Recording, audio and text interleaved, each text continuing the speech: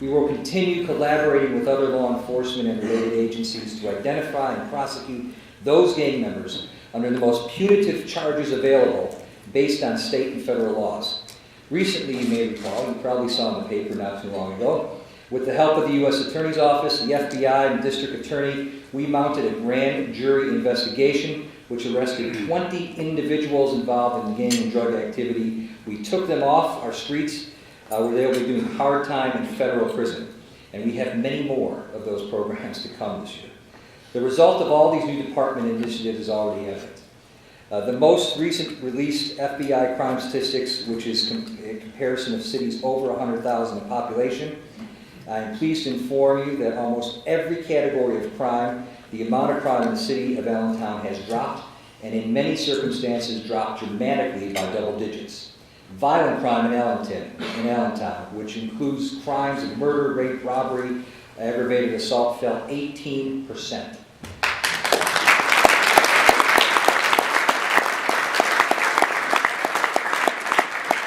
The number of property crimes, which includes burglary, theft, motor vehicle theft, and arson, fell 12%.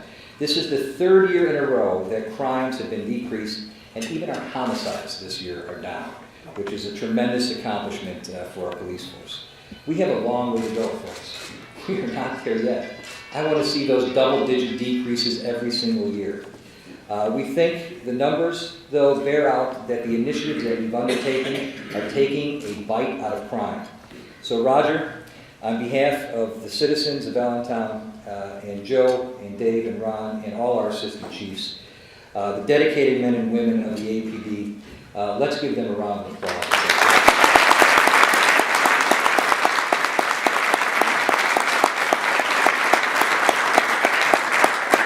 But folks, these new officers and these new tactics by themselves are not the only answers to our crime problem.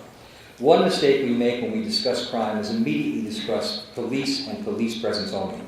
No longer can we just say that police alone have the responsibility. This is why last year we created our Office of Faith-Based Initiatives. Izzy Arcelay is here. Izzy, raise your hand. Izzy is my assistant, but he heads up that office. And we have invited, through this initiative, we have invited pastors in our communities, rabbis in our communities to stand up. We need churches, we need synagogues without walls in order to engage our neighborhood and youth. And we have to work to repair the homes of our cities. We must, as a community, stand up and take this head on together, because disorganized love cannot fight or defeat organized crime. And it is beginning to work. We have strategies that are in place that we're beginning to see this initiative take hold within our community. Last year, several churches came together as a result of this plea to come together, to stand up, to take control of our neighborhoods. Life Church on the east side, the New Bethany in our center city, and Third Day Worship Center on the east side to form a midnight basketball initiative. Over 90 youth are being mentored for 26 weeks at the Cumberland Gardens Housing Project, and they play basketball, they learn life skills, and the best thing of all, they stay out of trouble.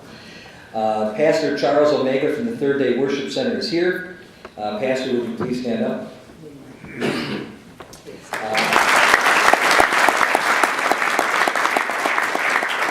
I want to thank you for your efforts with this program. You're helping really to make our communities a better place to live. We also will be asking other leaders in our communities, fathers, mothers in our communities, family members, and neighbors in our communities to step up to the responsibility. This is not just a police problem. I need, and we need, an aroused, engaged, mobilized community to truly eradicate crime within our neighborhoods. And I believe we can do that. People have stepped up in all corners of the city on many different levels. And I believe that together in 2009, we will take back our neighborhoods, our streets, and we will fight this fight against crime in our city, and together we will win.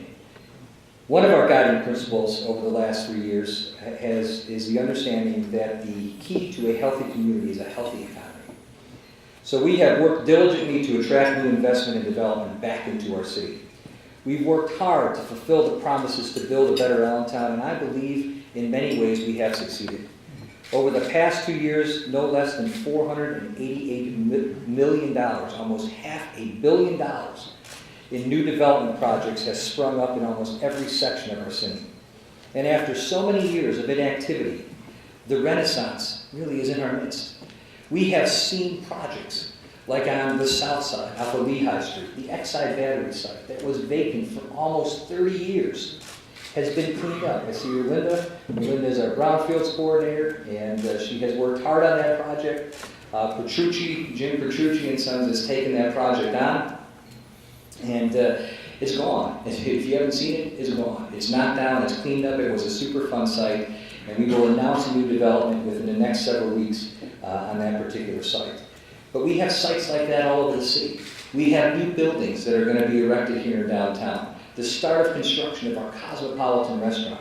The Shones building, which has sat vacant for almost 30 years, is going to be redeveloped, starting to redevelop this year by Zaworski and Sons. We'll move their corporate headquarters into the downtown, put a new restaurant in that building, and loft apartments on that particular site.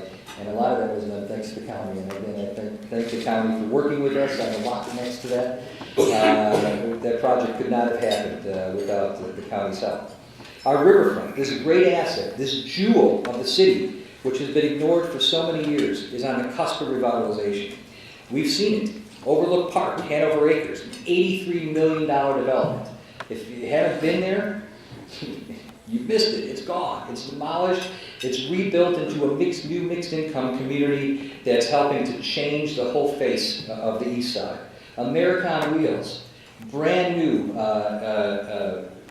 Smithsonian quality museum that highlights not only the Mack truck collection, but the whole chronology of the automobile industry. Check it out. It is a fabulous new addition to the city of Allentown, the Lehigh Valley, a great museum down the riverfront, and of course our new ball field.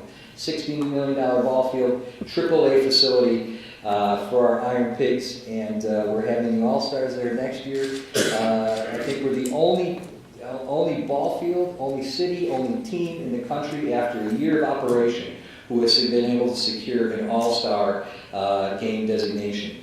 And that's really to the credit of all of you who have made that possible, who went out there. We had the third highest attendance in the minor leagues at that ball field. Over 600,000 people showed up last year. We have this great asset, but it's just called River. You can boat on it, you can water ski, you can jet ski. It has these great natural areas. It's basically 129 acres from bridge to bridge. You could take Battery Park in New York and fit it into it and still have land left over. That's how big this site is. But it has gone underutilized for years. Many cities have effectively redeveloped their rivers into attractive waterfronts, and we're going to do the same.